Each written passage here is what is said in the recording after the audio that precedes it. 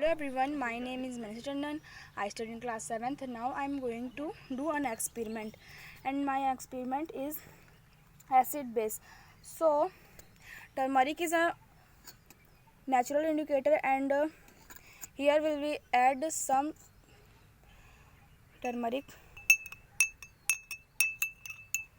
Here is a yellow color, and here will we add some detergent powder. It change color deep red. And here we will add some lemon.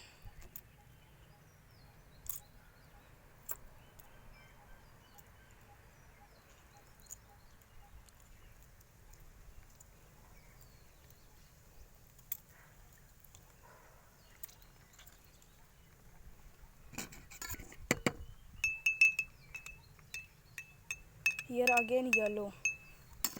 So guys, yellow color is due to xanthophyll pigment and red color is due to keratin pigment. Turmeric is an acid base indicator. When it reacts with bases like baking soda, it changes color to deep red.